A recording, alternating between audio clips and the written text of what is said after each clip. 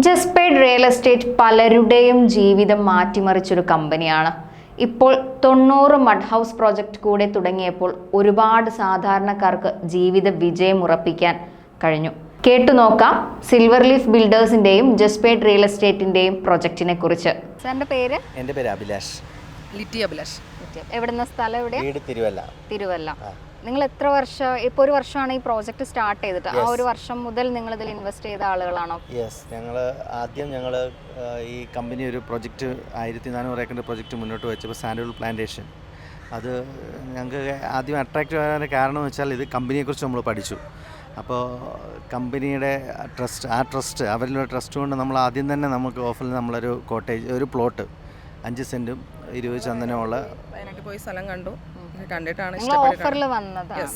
നിങ്ങൾ കുറച്ച് പേരെ ഉണ്ടായിരുന്നുള്ളൂ തുടക്കത്തിൽ, ഇപ്പോൾ ഒരുപാട് പേര് ഇതിന്റെ ഭാഗമായി. ഇപ്പം ഞങ്ങളുടെ ഫ്രണ്ട്സിനെ റിലേറ്റീവ്സിനെ കൊണ്ട് എല്ലാം ഇതിനകത്ത് റെഫർ ചെയ്ത് അവർ ഇപ്പം നമ്മളോട് പാർട്ടായിട്ട് വന്നിട്ടുണ്ട് ഈ പ്രോജക്റ്റിൽ. കാരണം ഞങ്ങൾ ആദ്യം പ്ലാന്റേഷൻ ഇൻവെസ്റ്റ് ചെയ്യുന്നതെന്ന് ചോദിച്ചാൽ ഇതൊരു ഫ്യൂച്ചറിലേക്കുള്ള എനിക്ക് 45 വയസ്സ് കഴിഞ്ഞു, എനിക്കൊരു 60 വയസ്സാകുമ്പോൾ എൻ്റെ റിട്ടയർമെൻറ്റ് ലൈഫിലേക്ക് ഞാനൊരു ഇൻവെസ്റ്റ്മെൻറ്റായിട്ടാണ് ഞാൻ ചെയ്തത്.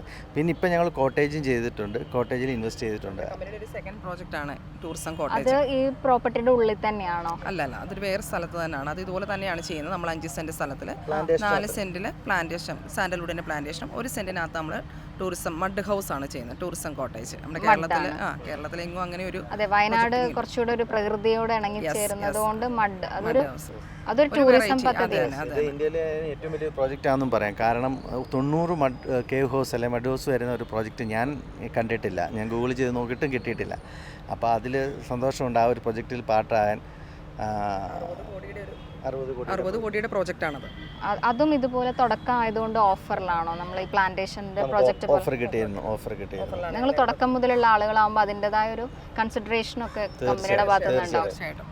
കമ്പനിയുടെ സപ്പോർട്ടും അതിലുള്ള വിശ്വാസം കൊണ്ടാണ് ഞങ്ങളിപ്പം രണ്ടാമതും ഇതിനകത്ത് ഇൻവെസ്റ്റ് ചെയ്തത്. ഇപ്പം ഞങ്ങളുടെ ഫ്രണ്ട്സ് എല്ലാം NRIs കുറച്ച് പേര് ഇൻവെസ്റ്റ് ചെയ്യാനായിട്ട് വന്നിട്ടുണ്ട്.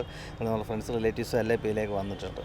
ഇതിപ്പോൾ മഡ് ഹൗസിൻ്റെ ഒരു പ്രോജക്റ്റ് പറഞ്ഞില്ലേ, അതെങ്ങനെ ടൂറിസം മുന്നോട്ട് വെച്ചിട്ടാണ്? അപ്പോൾ നിങ്ങൾക്കാണോ അതിൻ്റെ മന്ത്ലി ഇൻകം ആണോ, അല്ലെങ്കിൽ നിങ്ങളത് കൊടുക്കുകയാണോ, എങ്ങനെയാണ് അതിൻ്റെയൊക്കെ ഒരു പ്രവർത്തനങ്ങൾ? എങ്ങനെയാണ് നമ്മൾ ഈ ടൂറിസം കോട്ടേജ് എന്ന് പറയുന്നത് അവിടെ മന്ത്ലി ഉള്ള ഇൻകം ആണ്. നമ്മുടെ ഇൻവെസ്റ്റ്മെൻറ്റ് അനുസരിച്ച് ഉള്ള നമുക്ക് റിട്ടേൺ ആണ് നമുക്കതിൽ കിട്ടുന്നത്. ഇപ്പോൾ നമുക്ക് കമ്പനി ഓപ്ഷൻ വെച്ചിട്ടുണ്ട്, നമുക്ക് ചെറിയ ഇൻവെസ്റ്റ്മെൻറ്റിൽ കൂടി അതിനകത്ത് നമുക്ക് പാർട്ടാകാം. അതുപോലെ തന്നെ ഫുള്ളായിട്ടും പർച്ചേസ് ചെയ്യാം. നമുക്ക് അതിൻ്റെ പേരിൽ നമുക്ക് ഒരു 1 lakh ഇൻവെസ്റ്റ് ചെയ്യുന്നവർക്ക് പോലും ആധാരം ചെയ്ത് കൊടുക്കുന്നുണ്ട് കമ്പനി. അതാണ് ഒരു ഹൈലൈറ്റ് എന്ന് പറയുന്നത്. അപ്പോൾ ഒരു സാധാരണക്കാരനും ഇതിനൊരു പാർട്ടാകാം, ഒരു പാർട്ട്ണറാകാം എന്നുള്ളതാണ് കോട്ടേജിൽ. തീർച്ചയായിട്ടും. അപ്പം ഈ 2 പ്രോജക്റ്റിലും ഉള്ളത് കൊണ്ട് നിങ്ങൾക്ക് ഇതിൽ ഈ ടൂറിസം പ്രോജക്റ്റിൽ കിട്ടുന്ന ഒരു ഇപ്പോൾ ഡയറക്ടേഴ്സ് അങ്ങനെ എന്തെങ്കിലും ഒരു സ്ഥാനം അങ്ങനെ എന്തെങ്കിലുമൊക്കെ? ഇല്ല, സ്ഥാനത്തിന് വേണ്ടിയല്ല. ഞങ്ങൾ പറഞ്ഞില്ലേ മന്ത്ലി ഞങ്ങളുടെ ബിസിനസ് ഉണ്ടായിരുന്നില്ല. ഇപ്പം ഞാൻ വൈൻഡപ്പ് ചെയ്തിട്ടാണ് ഇപ്പോൾ ഇതിനകത്ത് ഇൻവെസ്റ്റ് ചെയ്തത്. അപ്പോൾ ഇതിനകത്ത് മന്ത്ലി ഒരു ഇൻകം ടൂറിസത്തിൽ നിന്ന് കിട്ടും, ഫ്യൂച്ചർ ഇൻകം നമുക്ക് പ്ലാന്റേഷൻ കിട്ടും. അതാണ് നമ്മൾ ഉദ്ദേശിച്ചത്. നമ്മളിപ്പം പ്ലോട്ട് പറയുന്ന ഒരു വ്യക്തിയെ സംബന്ധിച്ചോളം പറയും 15 വർഷം കഴിഞ്ഞിട്ടല്ല ഇതിനൊന്നും റിട്ടേൺ ഉള്ളൂ എന്നുള്ളൊരിത് പറയുമ്പം നമുക്ക് കോട്ടേജ് ആ സ്ഥാനത്ത് ആ വ്യക്തിക്ക് നമുക്കൊരു കോട്ടേജ് അവിടെ നമുക്ക് പ്രൊമോട്ട് ചെയ്യാം. കാരണം അതാകുമ്പോൾ മന്ത്ലി ഒരു ഇൻകവും കിട്ടും. 15 വർഷം കഴിയുമ്പം 16 ചന്ദനത്തിൽ നിന്നുള്ള വരുമാനവും കിട്ടുകയാണ്. പ്ലോട്ട് എടുക്കുന്ന ഒരു വ്യക്തിക്ക് കിട്ടുന്നതിനെക്കാട്ടിൽ കൂടുതൽ കോട്ടേജിൽ നിന്ന് മന്ത്ലി കിട്ടുന്നു. അത് കഴിഞ്ഞ് 15 വർഷം കഴിഞ്ഞ് പ്ലാന്റേഷനിൽ ഇൻവെസ്റ്റ് ചെയ്യാത്ത ഒരാൾക്ക് ഈ ടൂറിസം പദ്ധതിയിൽ ഈ മഡ് ഹൗസിന്റെ പാർട്ടാവാൻ പറ്റുമോ? തീർച്ചയായിട്ടും അങ്ങനെ നിബന്ധനകളൊന്നുമില്ല.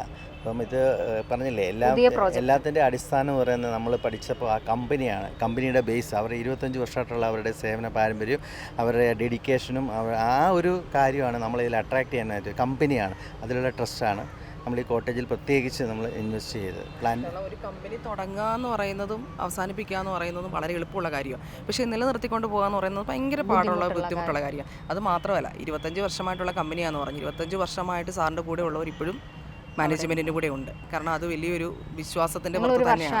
1 വർഷമായിട്ട് നിങ്ങൾക്ക് വിശ്വാസമുണ്ട്? തീർച്ചയായിട്ടും വിശ്വാസം ഉള്ളത് കൊണ്ടല്ലേ നമ്മൾ അങ്ങനെ ചെയ്യുന്നത്. കാരണം ഒരു പ്ലോട്ട് എടുക്കുന്ന വ്യക്തിയെ സംബന്ധിച്ചോളം ആധാരം രജിസ്റ്റർ ചെയ്ത് കൊടുക്കുന്നുണ്ട്. ഒന്നുകൊണ്ട് പേടിക്കേണ്ട കാര്യമില്ല. നാളെ 15 വർഷം കഴിഞ്ഞാൽ അദ്ദേഹത്തിന്റെ പേരിൽ 5 സെന്റ് സ്ഥലം അവിടെ കിടക്കുക. റീപ്ലാൻ സമയം വീട് വെക്കണമെങ്കിലോ എങ്ങനെയാണെങ്കിലും അത് വിഷയമല്ല. ഞങ്ങൾ അതിനെക്കുറിച്ച് പഠിച്ചപ്പോൾ കമ്പനി അതായത് ഈ പ്രത്യേകിച്ച് പ്ലാന്റേഷനിൽ ഇൻവെസ്റ്റ് ചെയ്യുന്ന ഒരു വ്യക്തി പഠിക്കേണ്ട, ഞാൻ ഭൂമിയെക്കുറിച്ചാണ് പഠിക്കേണ്ടത്. അപ്പോൾ നമ്മളുടെ ഒരു അഡ്വാൻറ്റേജ് എന്ന് വെച്ചാൽ ഇപ്പോൾ എല്ലാ പ്ലോട്ടിനും ഞങ്ങൾ പോയി കണ്ട വയനാട്ടിൽ എല്ലാം ഒരു 49 സീറ്റ് ബസ് കയറുന്ന വഴിയായിരിക്കും, അല്ലെങ്കിൽ പഞ്ചായത്ത് റോഡ്.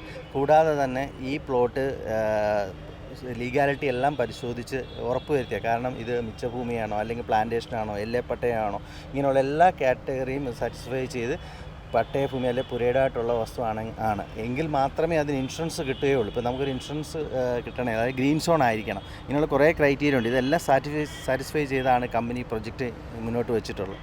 അപ്പോൾ അതെല്ലാം നമ്മൾ പഠിച്ചതിന് ശേഷമാണ് ഇതിനകത്ത് ഇൻവെസ്റ്റ് ചെയ്തത്. Thanks for watching.